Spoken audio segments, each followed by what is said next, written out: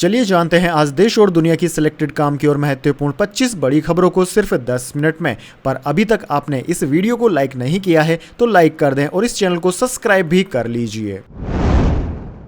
अमिताभ बच्चन को मिला लता दीनानाथ मंगेशकर अवार्ड, रणदीप हुड्डा भी स्टेज पर रहे मौजूद।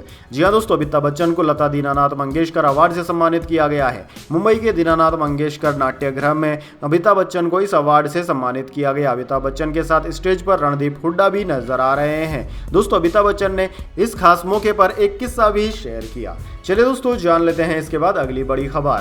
एमपी बोर्ड एग्जाम रिजल्ट 2024 हुए जारी, अंशिका मिश्रा और मुस्कान दागी बने ओवरऑल टॉपर। जयंत यादव ने 8 स्ट्रीम में टॉप किया। 12वीं में कुल 64.79% स्टूडेंट्स पास। जी हां दोस्तों, Madhya Pradesh board of secondary education ने 2024 के लिए एमपी बोर्ड 12वीं का नतीजा जारी कर दिया है। रीवा की अंशिका मिश्रा ने मैथ साइंस स्ट्रीम में 500 में से 493 और विदिशा की मुस्कान दागी ने कॉमर्स में 493 मार्क्स हासिल कर ओवरऑल टॉप हासिल किया। वहीं शाहजहांपुर के जयंत यादव ने 8 स्ट्रीम में 500 में से 487 अंक हासिल किए। चलिए दोस्तों जान लेते हैं इसके बाद अगली बड़ी खबर। आरबीआई डिप्टी गवर्नर का कार्यकाल 1 साल के लिए बढ़ा। टी रविशंकर पास करेंसी मैनेजमेंट और एक्सटर्नल इन्वेस्टमेंट सहित कई डिपार्टमेंट्स की जिम्मेदारी।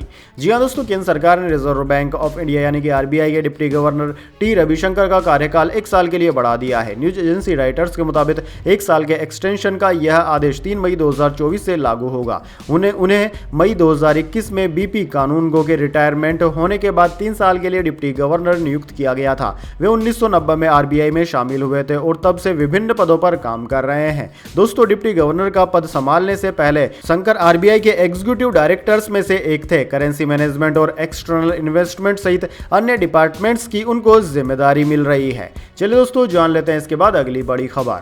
अजित पवार की पत्नी सुनेत्रा को बड़ी राहत, 25,000 करोड़ के बैंक घोटाले में मिली क्लीन चिट। जी हां दोस्तों, महाराष्ट्र के डिप्टी सीएम अजित पवार की पत्नी सुनेत्रा पवार को महाराष्ट्र पुलिस की आर्थिक अपराध शाखा की ओर से बड़ी राहत मिली है। ईओडब्ल्यू ने कथित 25,000 करोड़ रुपए के एमएससीबी बैंक घोटाले मामले में सुनेत्रा को क्लीन चिट दे दी है। वहीं विपक्षी शिवसेना ने इस फैसले की निंदा की। समाचार एजेंसी एएनआई के मुताबिक शिवसेना नेता आनंद दुबे ने कहा कि ईओडब्ल्यू ने अपनी क्लोजर रिपोर्ट में कहा है कि इस मामले में कोई आपराधिक कृत्य नहीं देखा गया। उन्होंने कहा कि प्रधानमंत्री मोदी ने आरोप लगाया था और कहा था कि यह एक भ्रष्ट परिवार है, लेकिन आज उन्हें क्लीन चिट दे दी गई है। जिन नेताओं पर आरोप लगे थे और वे बीजेपी में शामिल हुए थे, उन्हें क्लीन चिट दे दी जा रही है। चलिए दोस्तों जान लेते हैं इसके बाद अगली बड़ी खबर। चीनी अखबार ने भारत की विदेश नीति पर सवाल उठाए। ग्लोबल टाइम्स ने लिखा, भारत से दूर हो रहे उसके पड़ोसी, मालदीव ने स्वतंत्र नीति चुनी। जी हां दोस्तों, मालदीव के संसदीय चुनाव में राष्ट्रपति मुइज्जू की जीत के बाद चीनी मीडिया ग्लोबल टाइम्स ने भारत की विदेश नीति पर सवाल उठाए हैं। ग्लोबल टाइम्स ने अपने आर्टिकल में कहा कि भारत नेबरहुड फर्स्ट पॉलिसी यानी कि पड़ोसी देशों को प्राथमिकता देने पर चलता है, लेकिन पिछले कुछ समय से भारत का रवैया नेबर फर्स्ट पॉलिसी की जगह इंडिया फर्स्ट वाला हो गया है। भारत साउथ एशिया में जितना अपना दबदबा बढ़ाने की कोशिश करता है, उससे पड़ोसी देश उतने ही दूर हो रहे हैं। इससे साबित होता है कि भारत साउथ एशिया को अपना बैकयार्ड समझता है। वह साउथ एशियन देशों पर भारत और चीन में से किसी एक को चुनने के लिए दबाव डालता है। संघाई इंस्टीट्यूट ऑफ इंटरनेशनल स्टडीज के प्रोफेसर ल्यू जोंगी ने ग्लोबल टाइम्स से कहा कि मालदीव के संसदीय चुनाव इस बात का सबूत है कि वहां के लोग अब भारत के आदेश का पालन नहीं करना चाहते हैं। चलिए दोस्तों जान लेते हैं इसके बाद अगली बड़ी खबर।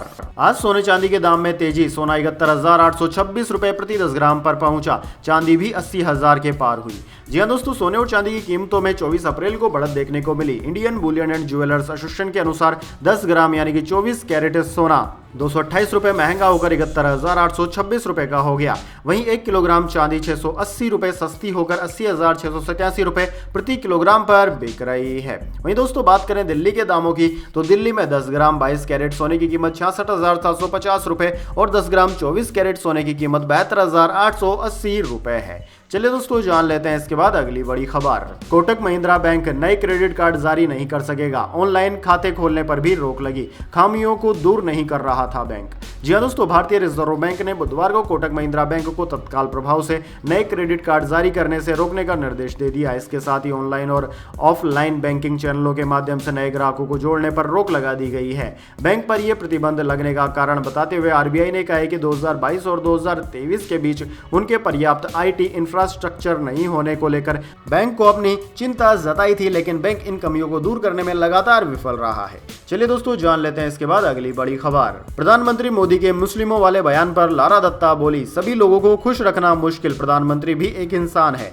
जी हाँ दोस्तों, एक्ट्रेस लारा दत्ता ने प्रधानमंत्री मोदी के हालिया भाषण के बारे में बात की और अपने विश्वासों पर कायम रहने के लिए उनकी प्रशंसा की। प्रधानमंत्री ने अपने भाषण में कहा था कि कांग्रेस पार्टी की देश की संपत्ति मुसलमानों के बीच बांटने की योजना है। विरोधियों ने प्रधानमंत्री के दावों को प्रामाणिकता पर सवाल उठाया। लारा दत्ता ने हाल ही में एक इंटरव्यू के दौरान प्रधानमंत्री नरेंद्र मोदी के अपने विश्वास पर खरा उतरने के लिए उनकी सराहना की। एक्ट्रेस ने कहा कि सभी लोगों को खुश रखना मुश्किल है, पीएम भी एक इंसान है। हालांकि उन्होंने इस विवादित बयान को लेकर कुछ नहीं कहा। चलिए दोस्तों जान लेते हैं इसके बाद अगली बड़ी खबर।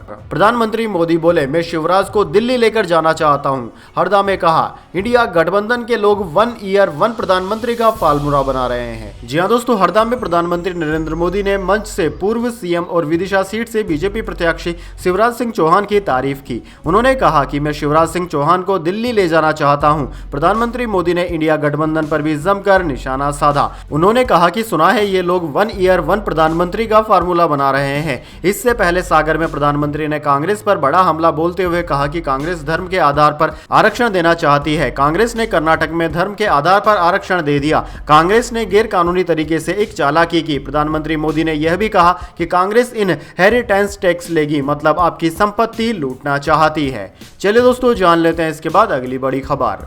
सचिन पायलट बोले, प्रधानमंत्री ने कल दिया विवादित भाषण, जिम्मेदार लोग मंदिर मस्जिद मंगलसूत्र की बात कर भावनाओं को भड़का रहे।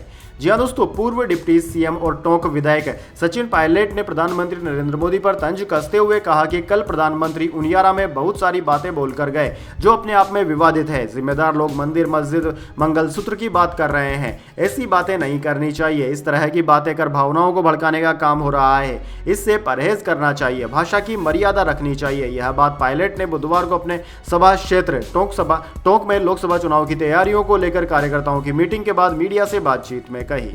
चलिए दोस्तों जान लेते हैं इसके बाद अगली बड़ी खबर। 26 अप्रैल को वायनाड में वोटिंग होगी। इसके बाद अमेठी और रायबरेली पर फैसला ले सकती है कांग्रेस।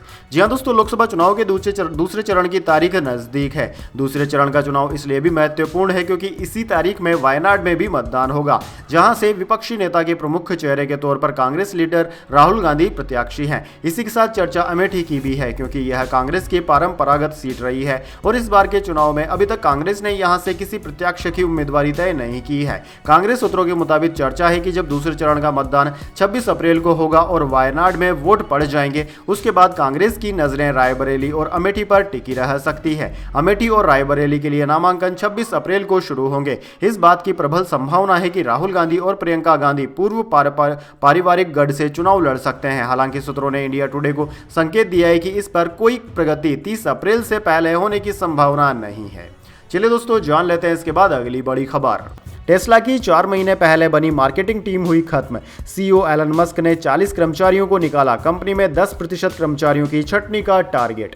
जी हां दोस्तों, इलेक्ट्रिक व्हीकल बनाने वाली अमेरिकी कंपनी टेस्ला ने अपनी नई मार्केटिंग टीम को 4 महीने बाद ही खत्म कर दिया है। कंपनी ने इसे ग्लोबल टीम को लीड कर रहे सीनियर मैनेजर एलेक्स ग्राम और जॉर्ज बिलबर्ग सहित 40 कर्मचारियों के ग्रुप को निकाल दिया। मीडिया रिपोर्ट्स के मुताबिक टेस्ला के CEO Elon Musk traditional advertising को अब कारगर नहीं मानते हैं। उनका कहना है कि कंटेंट टीम द्वारा बनाए गए विज्ञापन बहुत सामान्य थे।